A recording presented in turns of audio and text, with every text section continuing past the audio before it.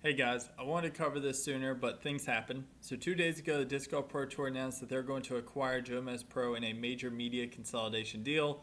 On the surface, they're making this out to be a win for JomezPro, the Disc Golf Pro Tour, and fans alike. But I think when you look under the hood, this deal wasn't as mutual as they're making it out to be. And I also don't believe it's going to be as beneficial for fans or consumers of the product as they're making it out to be. But let's get into it. So at a high level, you have two kinds of acquisitions. You have the good kind, which I'd say is when a small company has a really good product, a large company recognizes that and acquires them at fair, if not above fair market value. Those are generally win-wins for both parties. Then on the other side, you have, I'd say, the bad kind of acquisition, which you generally see with private capital companies, where they buy a smaller company that they recognize has value but is maybe in debt, over leveraged, vulnerable in some way, and they realize they could get the company for pennies on the dollar or at least at some discount. And unfortunately, I think that's what's happened here.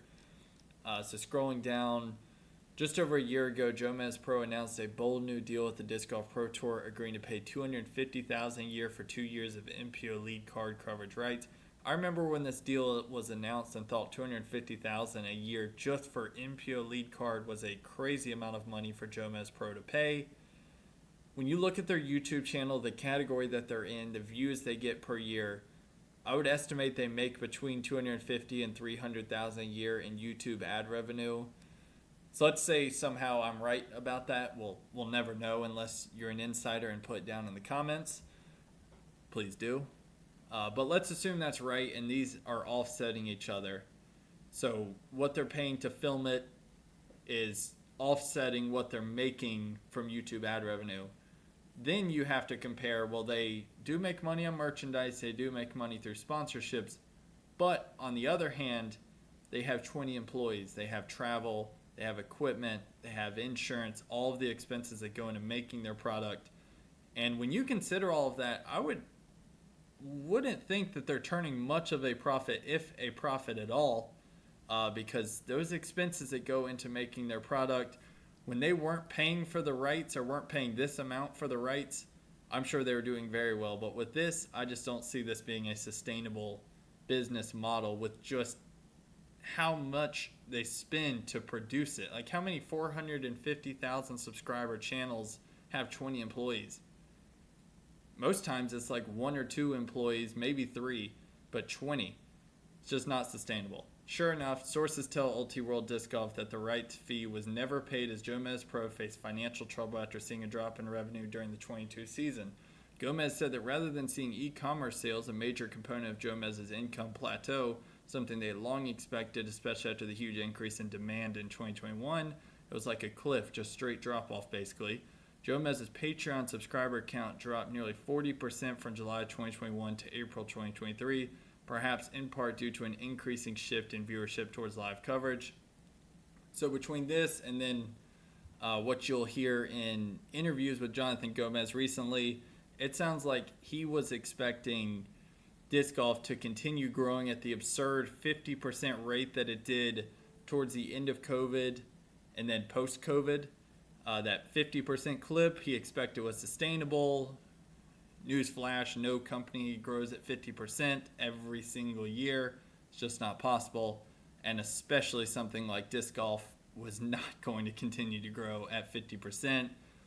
It was just like lightning in a bottle. What happened with COVID, giving disc golf a chance to grow and get exposed to so many new people. But once things return back to normal, a lot of those people weren't going to be discovering disc golf anymore, weren't going to continue playing disc golf anymore. So of course the sport's still growing, but it's growing at a much slower rate, a more realistic, sustainable rate. And unfortunately, it looks like they over leveraged themselves, put their company in a vulnerable position because they had this outrageous belief that disc golf would continue growing at the rate it was for that 1 year, 1.5 year period. So what this led to, the Disc Golf Pro Tour and Jomez reworked their agreement and set out on a path towards an acquisition. This is exactly like you'd hear in a private capital deal. So Jomez was the vulnerable, over-leveraged company. Disc Golf Pro Tour had all of the leverage.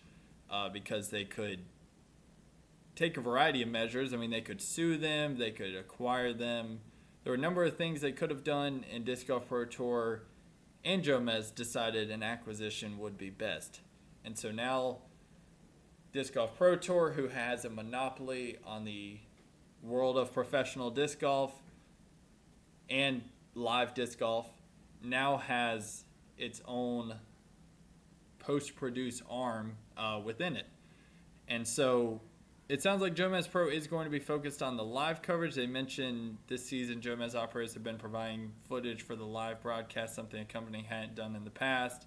So JomezPro will be assisting with live coverage, and I'm sure the live coverage product will improve, but my concern is with Disc Golf Pro Tour paying some amount to make this acquisition possible, that the product could go up in price like we saw, was it last year or the year before? I mean, we've seen the price of Disc Golf Network pretty much double in the last year or two, and I wouldn't be surprised with the added expense of taking on Jomez, all of their employees, that Disc Golf Network is once again going to go up in price, which if the quality of the product goes up significantly, then maybe it's worth it.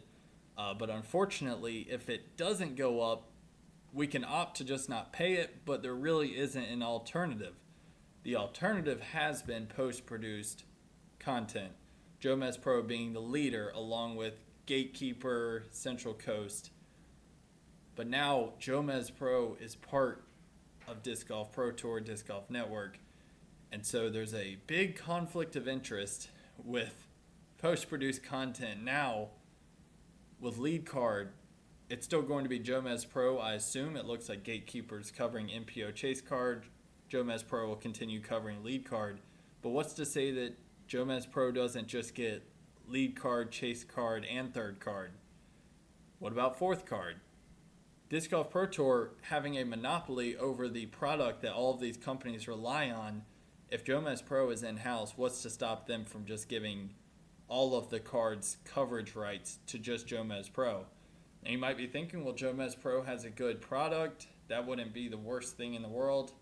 Well, the issue is Disc Golf post-produced content has gotten so good because of competition, because of capitalism. These companies are pushing one another to see who's going to put out the best content, and I think they're really closing the gap on JomezPro. They've all gotten significantly better, but now that one of them is in-house with the provider of the content that they all rely on, that capitalism, that aspect of it might be going away to an extent, and I worry that it could lead to a worse post-produced product, because if there's no element or a reduced element of competition, then generally the product starts to decline. And then you lastly have the point of, what if the post-produced content all goes to Jomez? They're saying Jomez operations will continue as normal. The YouTube channel will continue to provide post-produced coverage. That all sounds great. Of course, you're going to say that when the announcement first comes out. But let's say a year from now they decide, okay, we're going to put post-produced content behind the paywall. Now all of a sudden you can't watch post-produced content because Jomez has cards 1 through 3 and it's now behind a paywall. Now professional disc golf cannot be consumed unless you're paying Disc Golf Network to see it.